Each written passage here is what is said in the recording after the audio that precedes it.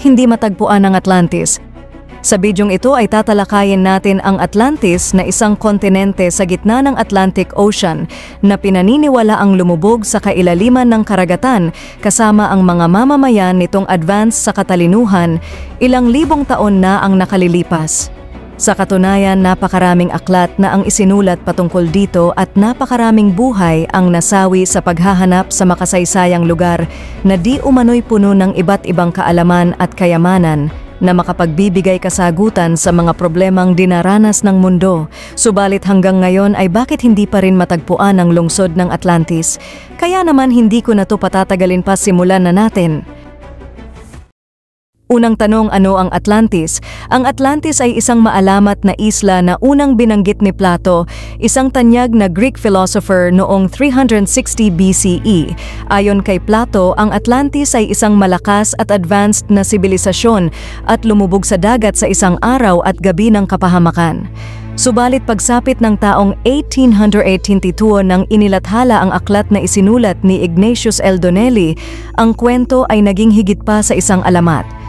Base sa salaysay ng librong Atlantis, ito ay isang higanteng isla o kontinente na matatagpuan sa Atlantic Ocean malapit sa kanlurang bahagi ng Strait of Gibraltar o sa iba ang Pillars of Hercules, ang tawag sa makitid na daanan ng karagatan sa pagitan ng kontinente ng Europe at Africa, pagtawid mula sa Atlantic Ocean at Mediterranean Sea. Kung ang interpretasyon ng mga eksperto ay tumpak ang kontinente ng Atlantis, ay sinlaki ng Asia at Libya pag pinagsama ang dalawa, kung saan ayon sa alamat ang kaharian, doon ay pinamunuan ni Atlas, kaya tinawag itong Atlantis na siyang anak ni Cleito at Poseidon. Ang kapangyarihan ng kaharian ay tinaguyod ni Atlas sa ilalim ng mahusay na batas na kanyang natutunan kay Poseidon.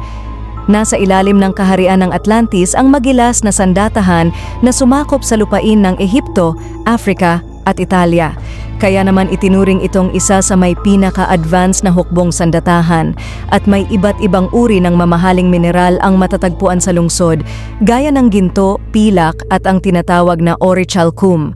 Ang mga mamamayan nito ay bihasa sa paglikha ng mga tulay dahil ang lugar ay puno ng maliliit na isla na tinatawag na zuins gamit sa pagtawid sa maraming katubigan.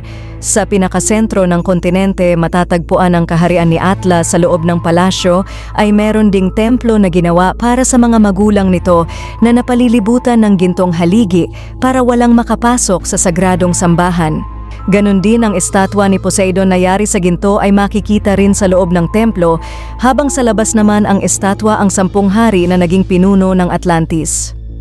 Puno ng magagandang hardin at batis ang buong kontinente, payapa at maayos ang kapaligiran, sagana sa pagkain, kagamitan at tahanan, pati iba pang pangangailangan ng mga mamamayan para mabuhay ng matiwasay. Kaya namang hanggang ngayon ay pinagtutuunan ng pansin ang lugar dahil sa ito ay tinatawag na isa sa halimbawa ng utopian society na pinaniniwala ang makalulutas ng problema ng hinaharap sa mundo ngayon, kung totoo nga ang kwento ng Atlantis.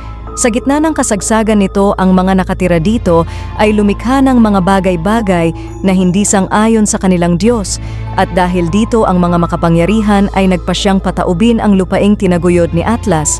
Kaya naman habang abala ang lahat sa kanilang ginagawa, sa isang iglap, isang malakas na lindol ang naganap na siyang yumanig sa ibabaw ng lupain, at ang kaharian ay agad na lumubog sa karagatan.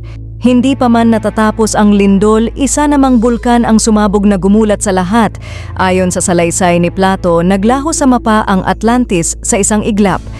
Nagwakas man ang salaysay ng Atlantis at ang mapait na sinapit nito, ang paghahanap sa labi nito ay patuloy pa rin at hindi pa natatapos na ayon mismo sa Discover magazine ay maraming mananaliksik ang nagsasabi na ang labi ng Atlantis ay ang nawasak na isla ng Santorini na malapit sa bansang Greece. Ito ay dahil sa mga natagpuan ebidensya gaya ng mga konkretong haligi sa kailaliman ng tubig na kung saan ayon sa pag-aaral natagpuan ng grupo ng Merlin Burrows at National Geographic ang syudad ng Atlantis sa Doñana National Park sa Spain, kung saan ang mga labi ng isang sibilisasyon sa ilalim ng dagat ay natagpuan ng mga archaeologists.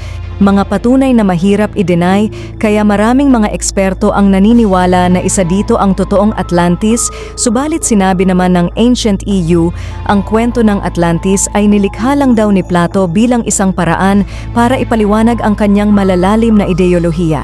Ibig sabihin ay pawang katang-isip lang ng isang matalinong Griego ang kwento ng Atlantis at mananatiling gawa-gawa lang kung walang ebidensyang maipapakita ang mga arkeologo. Ganun pa man, hindi porket walang patunay o pruweba ang isa sa ngayon ay hindi na totoo ang salaysay. Dahil kung iisipin ang pagbanggit nito sa mga Diyosan tulad ni Poseidon ay pangitain na ito ay isa lamang kwento na ginamit para maarok ng kanyang tagapakinig ang itinuturo nito. Subalit sa kabilang banda, ang mga ebidensya sa ilalim ng dagat ay hindi naman maikakaila kahit pa ng mga eksperto. Posibleng ang kwento ay hango sa tunay na buhay at ang salaysay ay nagpasalin-salin sa mga dumaang henerasyon, kaya naman ang opinyon tungkol dito ay nahahati. Marahil sa hinaharap sa tulong ng mas advanced technology ay mabibigyan ng liwanag ang katotohanan tungkol dito. At ngayong narinig mo na ang kasaysayan ng lumubog na kontinente ng Atlantis, mula sa naunang nagsalaysay nito hanggang sa mga eksperto na naniniwala sa istorya, ay ano naman ang opinyon mo hinggil dito? Comment down below.